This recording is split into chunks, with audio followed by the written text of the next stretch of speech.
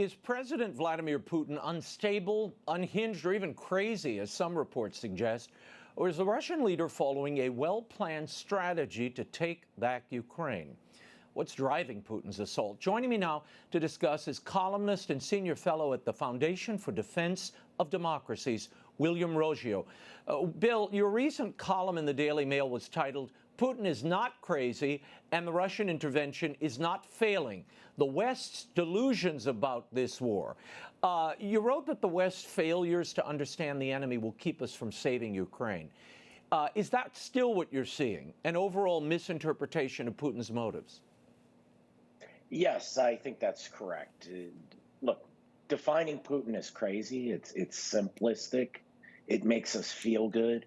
It makes us understand, or it makes us feel better about the horrors of war. Only a madman can do this. Mm-hmm.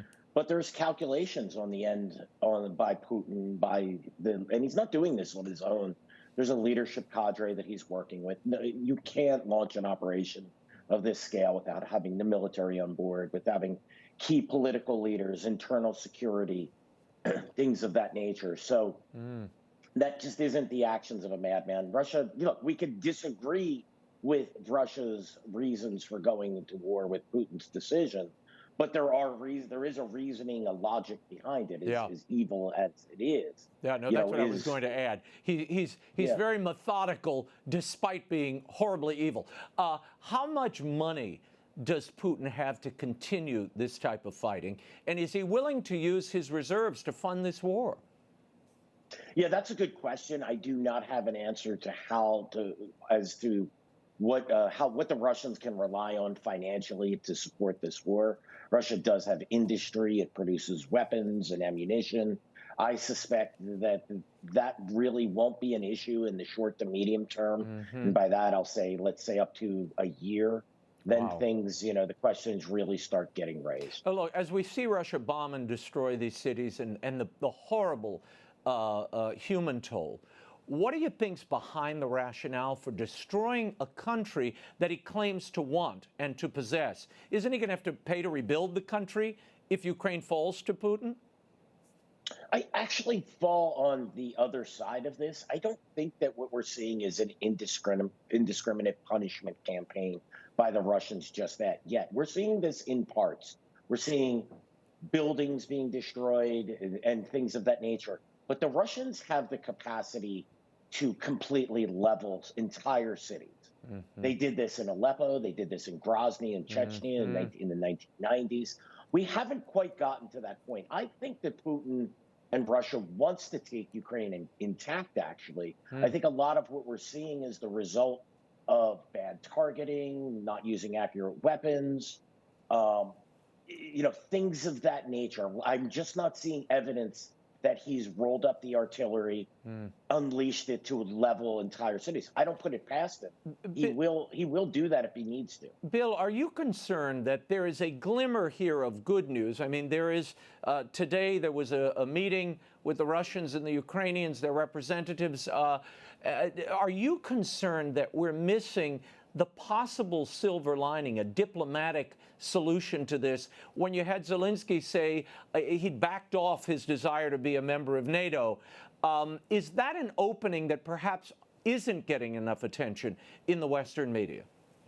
Well, I think it's not getting enough attention, but I think it's for the other reason. I don't believe that that's a positive.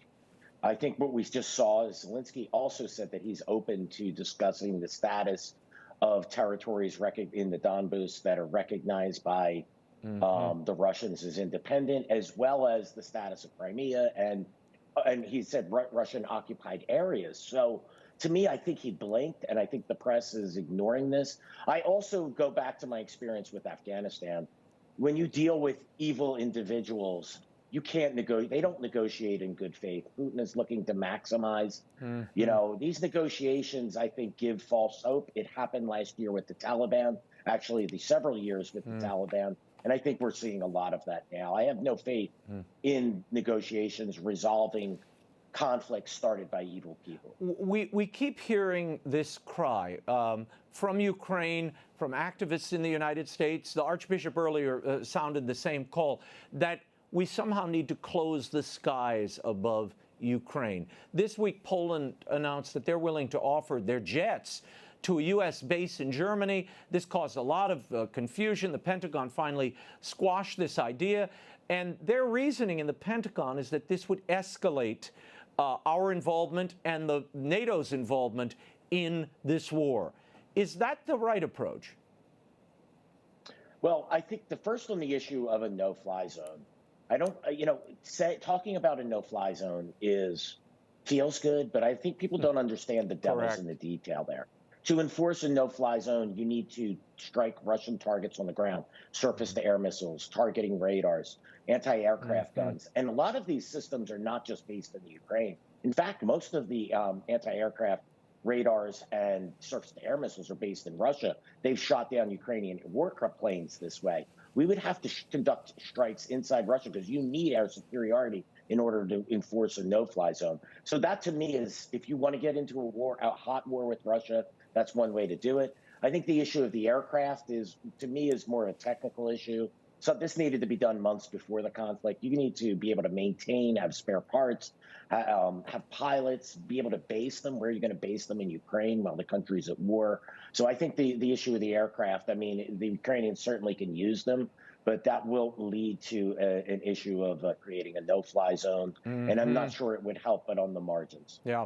And speaking of the Ukrainian president who has been pushing these no-fly zones, who is Vladimir Zelensky? His journey into politics has been an unorthodox one, to say the least.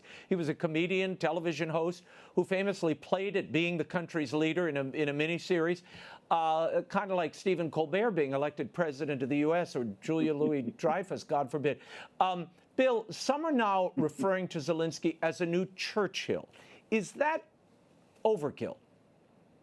I think it's overkill. Churchill ultimately had the English Channel to separate England from Europe and from the Nazis, had more capacity to defend itself. The U.S. was actively on its side, on the side of the UK by 1941. Look, I think I'm not here to bash Zelensky. I think he's doing as good of a job as he can. But, if he's out of office or is forced to lead a rump government in Western Ukraine, he won't look so Churchillian at that point. President Biden announced this week that the U.S. is banning the import of Russian oil. We've placed sanctions there. But Biden said we won't be subsidizing Putin's war yet. We're buying oil now from Venezuela. Maduro, just to clear this up, he's an ally of Russia, and now it looks like we're going to buy our oil from Iran. Americans continue to feel pain at the pump, and the question is, why are we trading dictators in who we purchase our energy from, and how is that somehow more moral?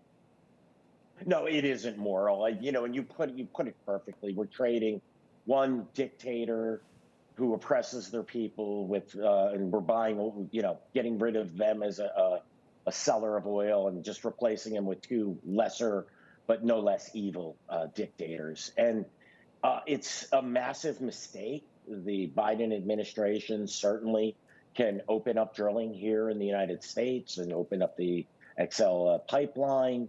We could be buying more oil from Canada. There's a lot that we can do on our end to that, but he's looking for a quick fix. Right. And I understand it. I understand he's under a lot of political pressure, but this isn't the answer. No, I agree. Bill, we will leave it there. Thank you for being here. You can follow Bill Roggio's commentary and analysis on Twitter at Bill Roggio.